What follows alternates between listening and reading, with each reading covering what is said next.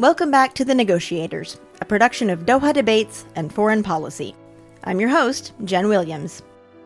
This is episode 5 of our special series, The Afghan Impasse, exploring 20 years of failed attempts to negotiate a peace deal in Afghanistan.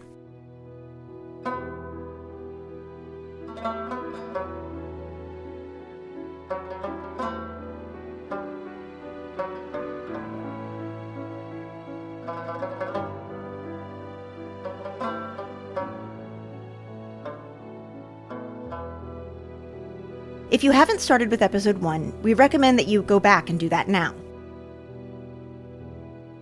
In this episode, we're going to do something a little different.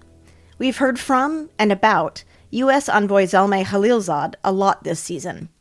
He was at Bonn, pressuring the 4 anti-Taliban factions to come to an agreement. I don't know exactly what happened. I do know that Zal was yelling over the satellite phone quite a bit. He negotiated the Doha Agreement on behalf of U.S. President Donald Trump. He adjusted very quickly to saying, no, withdrawal is what he wanted. And we heard from reporter Ali Latifi about how he came to be regarded by Afghans. That, here's the stooge of the Americans who made a literal deal with the devil at the expense of the Afghan people.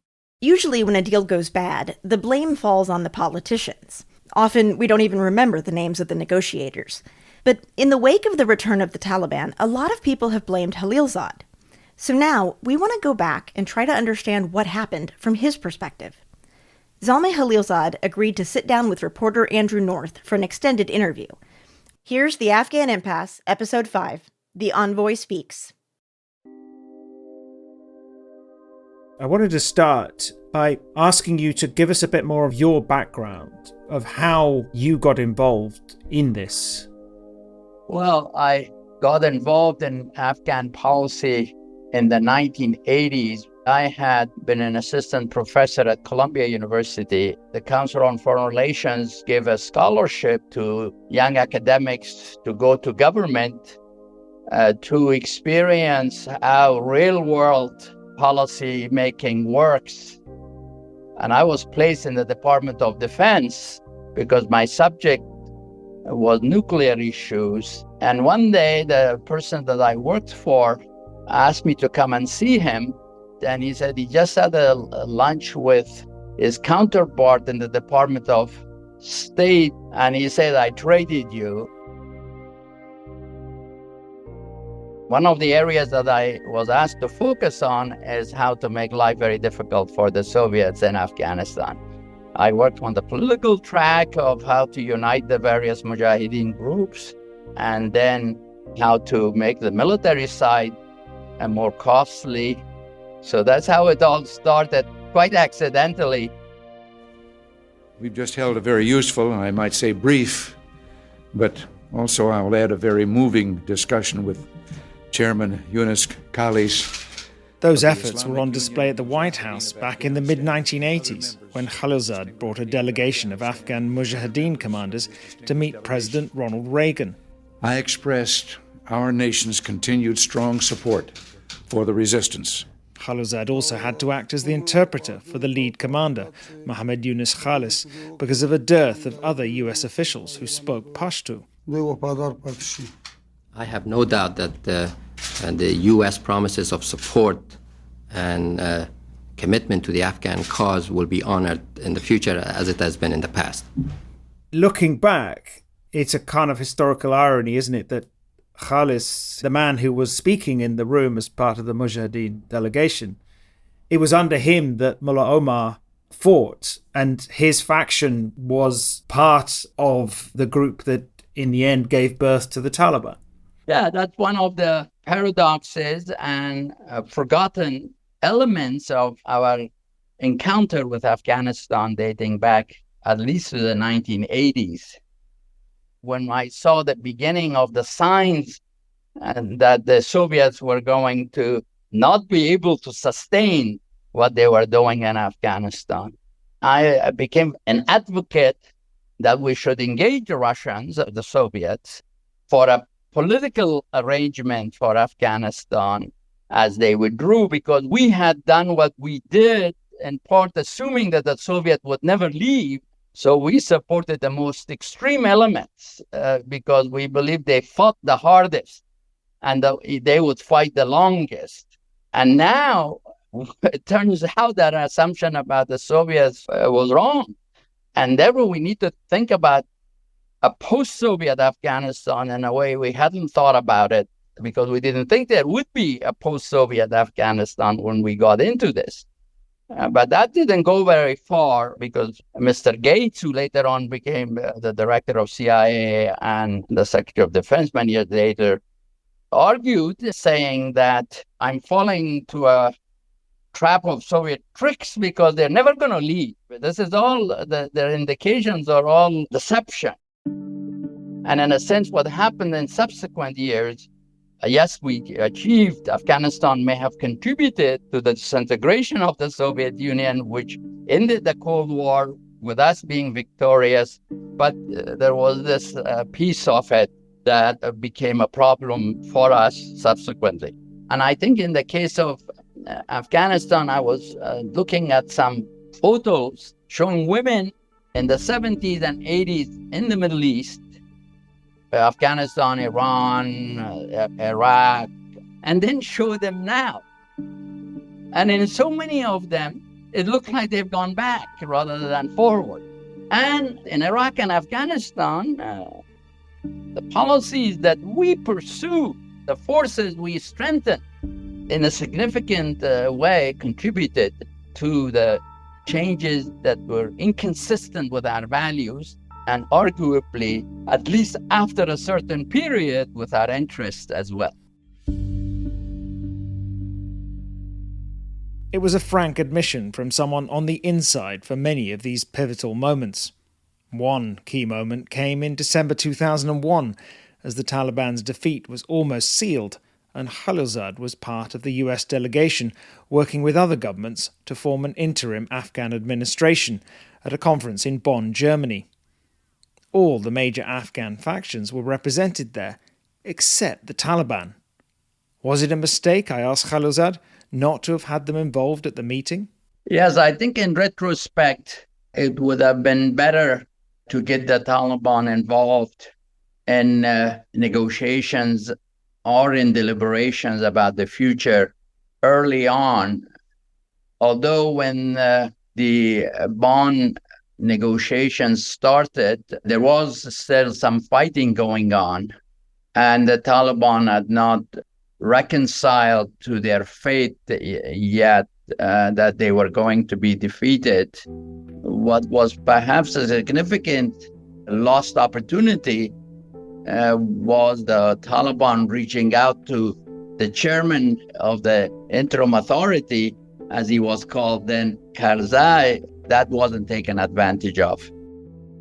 It is clear to me in retrospect, although I was not aware of it at the time, that before coming to Kabul for his inauguration as the chairman of the interim authority, President Karzai was in Kandahar, that he was visited by senior Taliban members at the leadership level with a letter that also had been approved apparently by the leadership that the Taliban would accept the new authority provided that they could live in honor and dignity in their homes and not to be pursued and persecuted.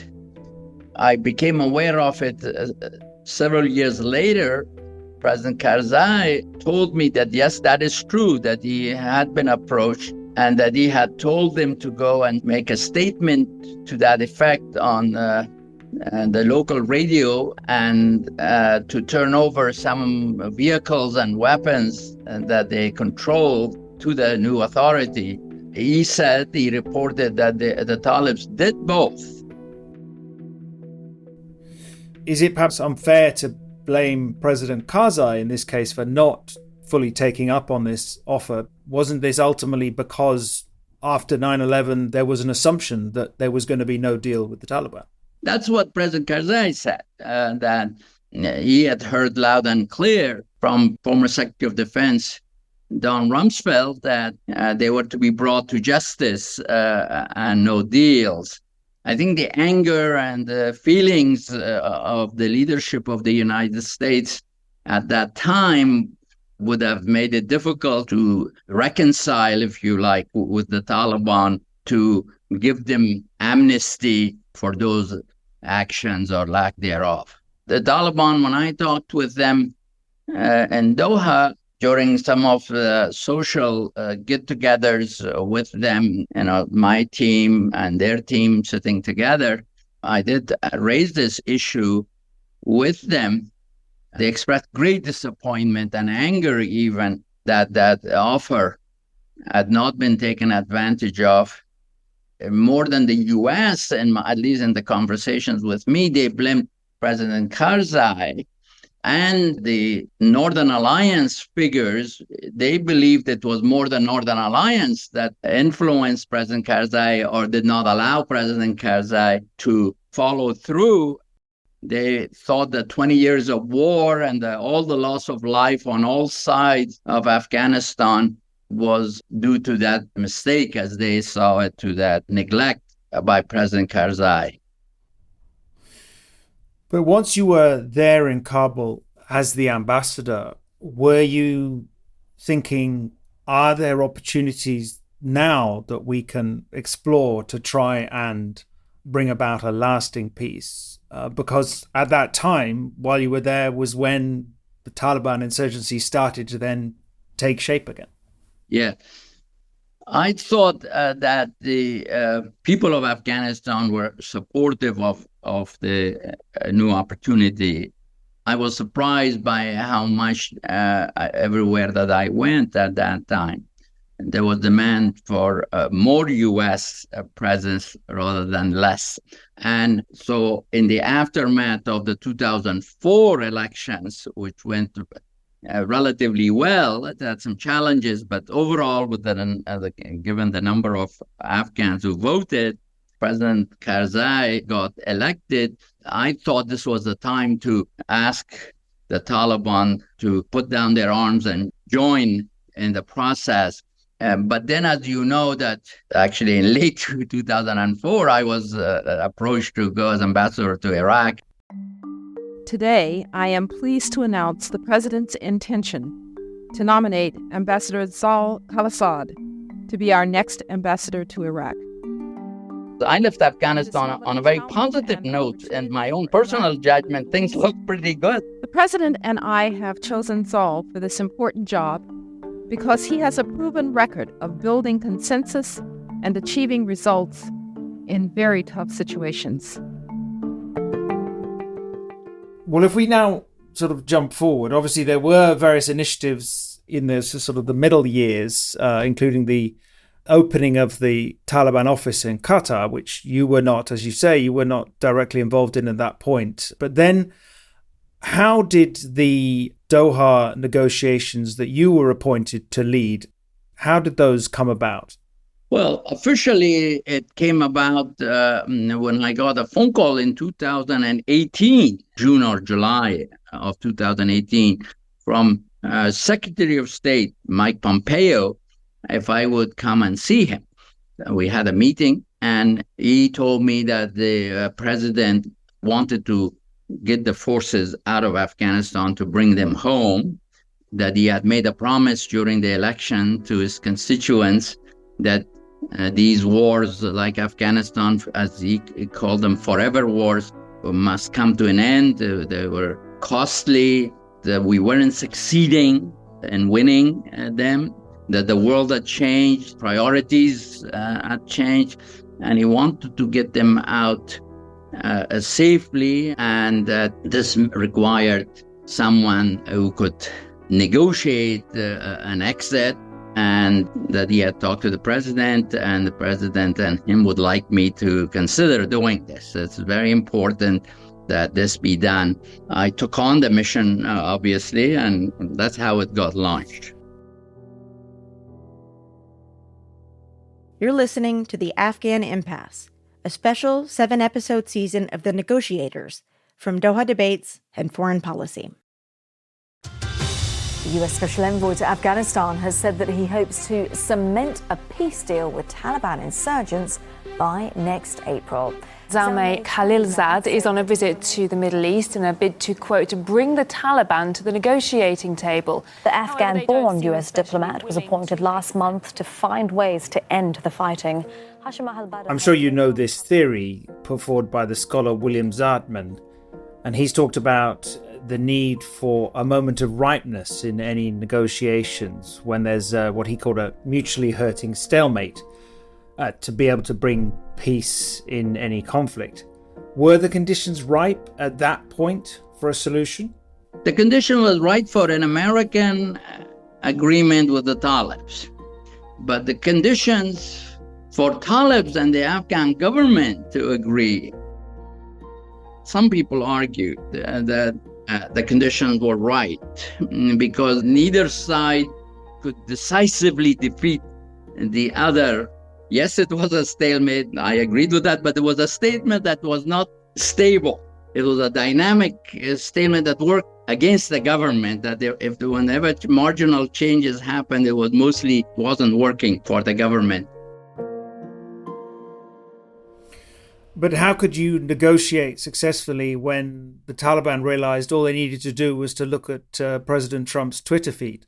Well, that is true. I did raise that with the president a few times myself, and he would say he understood. I would even joke with him that, even with my vast negotiating skills and my personality and smile, there was a limit to how far charm can get to a satisfactory solution. When he made statements that indicated he would withdraw unconditionally, and the Taliban would sometimes taunt me to say, you don't actually represent the president when you put these tough conditions. This is a package deal, interrelated. We would review after 6 months. We won't go to next phase, I would say, if the performance hasn't been satisfactory in the first phase, and that this was condition-based, then nothing would be agreed to until everything is agreed to. But nevertheless, there was this messaging from Washington and a desire not to link too tightly withdrawal with the agreement among Afghans or between the government and the Taliban, because of an assumption, a belief that maybe the Afghans would not agree with each other. And maybe they would want to drag it out indefinitely, and therefore we will get stuck as a result. The agreement was based around the Taliban committing to contain al-Qaeda and cease attacks on US forces in return for an American withdrawal, followed by their Afghan government allies and the Taliban exchanging prisoners and starting their own talks on a settlement. But the Doha deal also included 2 secret annexes, and I put it to Khalilzad that with the Taliban eventually taking over, those secret elements had made the Doha Agreement even more controversial. Why? Why do you say that? Tell me your logic of why it became controversial because of what happened afterwards. Because because you've taken a lot of this criticism personally from Afghans, because of your background, they see you in a particular way, and because there were secret annexes in there and it ended up with the Taliban regaining complete control, the accusation is that you sold out Afghanistan. No, that the annexes, they're secret for reasons I'll explain. There are 2 annexes. One deals with the withdrawal and the agreement not to attack us as we withdrew, and therefore it had to specify in the first phase which bases would be the ones that we would leave from, so that the Talibs would make sure not only that they won't attack, but there was a perception that others might attack to derail the agreement. And so therefore, because troop movement was involved, they were kept secret. We wouldn't want to announce on this day we would leave from this base.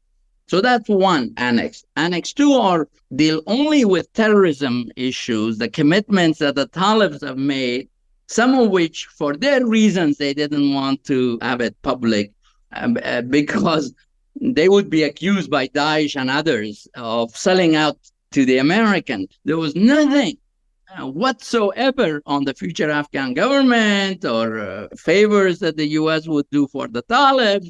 And I have to tell you, President Ghani, Dr. Abdullah, and many allies have seen it. Congress leaders have seen it. And they've talked about what it is. So it isn't what some people allege or charge. The documents are the two annexes as I described them. But why did the agreement fail in the end? Why did it fail to produce a power sharing arrangement and instead ended up with the Taliban? 20 years later, the Taliban being replaced by the Taliban. Of course, we were all very disappointed by that. Even when President Biden came, he had the option, and I briefed him in the first meeting with him as to where things were.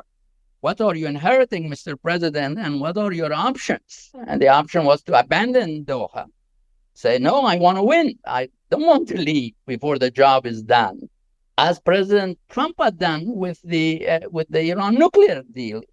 Two, to make it condition-based, as the agreement says. I will keep the agreement, but I will, unlike my predecessor, I will insist on it being condition-based, as the agreement says, and I will review it.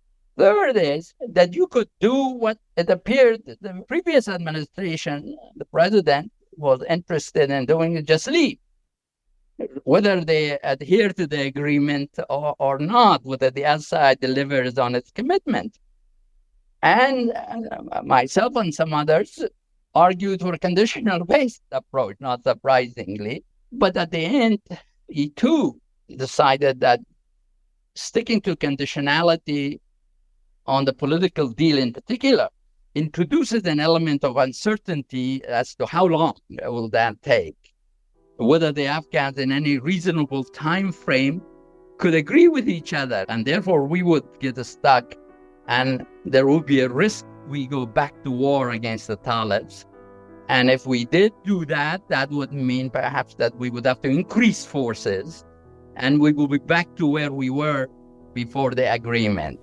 War in Afghanistan was never meant to be a multi-generational undertaking.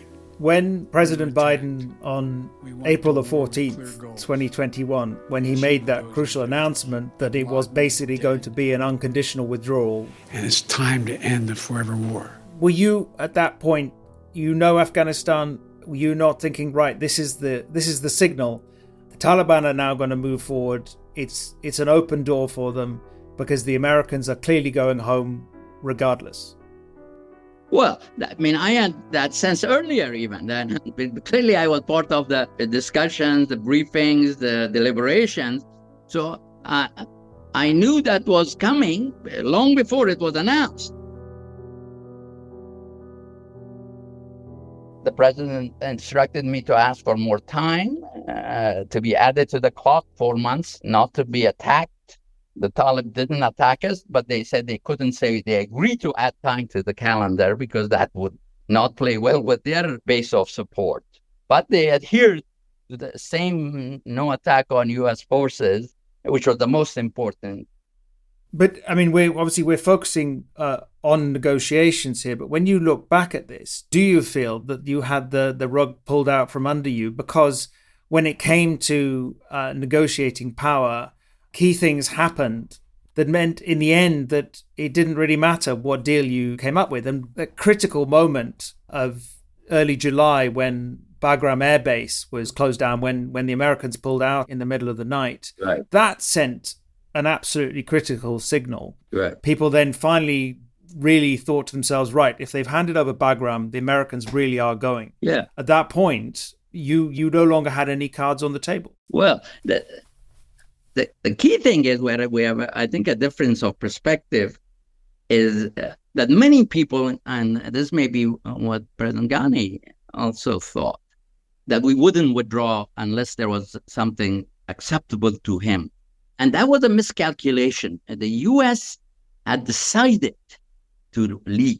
The benefit that the agreement had, with all the challenges in the context that you allude to, was, first, from an American perspective, the core concerns of the United States. One was not to get attacked during withdrawal, safe withdrawal. Not a single American was killed by Talibs during the 18 months. Number two, commitments on terrorism by the Talibs, including the mention of Al-Qaeda, which was believed to be important domestically. Now, there are arguments how much they're living up to this or not, but the intelligence community essentially says they are, our intelligence community so far. Then the third was inter-Afghan, to provide an opportunity for Afghans to come to an agreement. If you look at the agreement purely from that prism, the opportunity presents itself. The two sides sat across the table from each other. They did not reach an agreement within the time frame that we had agreed to and extended by 4 months. And the U.S. president did not want to link that withdrawal to the agreement by the Afghans. But we were going to get out anyway, and therefore the other factors had more weight, a safe withdrawal and terrorism. I think that was a conscious decision at the end not to link the withdrawal with the political agreement. Khalilzad said that there was an assumption at the time that the Afghan government and the security forces that the United States had built up over the past 20 years, that they were in a stronger position, even if they couldn't win. I can tell you the perception was, when I was asked to do the job that I did, that neither side can win.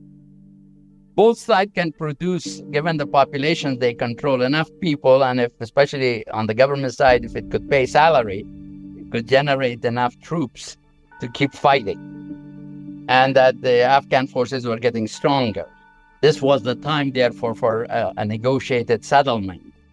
What happened? And this was a question that the presidents asked always, too. You've told me you had 300,000, the Afghan forces, that they had better equipment, better benefit, better support among the people, because we always, our data showed, based on polling, that the people were with the government. So what happened? Why? What did we do in terms of building the Afghan army? Was there something we did that should have been done differently? Was this not truly a national army, but an adjunct force to our force? When they saw that we were withdrawing, they said, well, what are we going to fight for? I know there is always a lot of attention to the agreement, to the Doha Agreement, but not to the fact there's two presidents from two parties to say, we don't believe this is working. We want to leave. And the most important thing for us to leave is, do we leave safely? That we don't have Americans get killed or they withdraw, and get a commitment on counterterrorism from both sides in this war. So what are your reflections on what did happen when you look back on it, and given your long involvement of 40 years or more in US policy on Afghanistan? Well, I think that you can't transform a society like Afghanistan fundamentally through warfare, especially on a calendar that is a Western calendar, that the Taliban saying, you have all the watches and we have all the time. The victory came easy at the beginning. So we underestimated the challenges of seeking transformation. For some of the problems of Afghanistan, the U.S. military is not the right instrument to solve them. How do you get Afghans to accept each other as citizens of the same country with some sort of rules for how differences get resolved, for how decisions are made? And it is a lesson for us in the United States to know the limits of what military force can achieve in the circumstances, difficult ones like Afghanistan. I feel sad personally, because I've been a witness to the big successes in Afghanistan, like their success in pushing the Soviets out without help, but also the tragedy and weakness of the political elite, the selfishness of the political elite to come together to take advantage of the opportunities that they achieve at huge cost. Now, with the withdrawal of international forces, with the great opportunity that these forces provided but wasn't really taken advantage of, and time worked against them because of a wrong assumption that they made that Afghanistan was so important. And some of our military or political leaders, perhaps without intending to and wanting to be reassuring, gave them that impression, no matter what, we will stay until the job is done, ignoring political trends in the United States. And that assumption of us staying there no matter what, that we will, and we made our own share of mistakes. We're going to learn lessons from that. But I think they did miss an opportunity. I want to move past all of the reasons why the intra-Afghan negotiations failed and talk about the negotiations that happened after the major talks break down. Because once it became clear that U.S. troops were leaving Afghanistan, deal or no deal, the situation on the ground turned to panic. People are literally clinging on to U.S. military aircrafts as they try to take off. The U.S. is in charge of... People wanted out of Afghanistan, and making that happen was going to take a lot of smaller negotiations. Someone was going to have to talk to the Taliban's second-in-command and arrange safe passage. He was so mad. He was basically yelling. He's like, what do you guys want to basically turn this into more organized evacuation? That's next time on the Afghan Impasse from the Negotiators. The Negotiators is a podcast from Doha Debates and Foreign Policy. This episode was reported by Andrew North. Karen Given is this season's executive producer. Original music written by Afghan composer Arsan Fahim and performed by Arsan Fahim and Afghan rubab player Sadiq Ahmed. Our production team includes Laura Rosbrow-Tellem, Rob Sachs, Rosie Julin, Claudia Tatey, Jafet Weeks, Jigar Mehta, Amjad Atala, and Dan Efron. Thanks to Nelafar Hidayat, Govinda Clayton, and James Wally for helping create the show. Foreign Policy is a magazine of news and ideas from around the world. We encourage you to subscribe at foreignpolicy.com/subscribe. Doha Debates is a production of Qatar Foundation, where the most urgent issues of our time are discussed and debated. Learn more at dohadebates.com.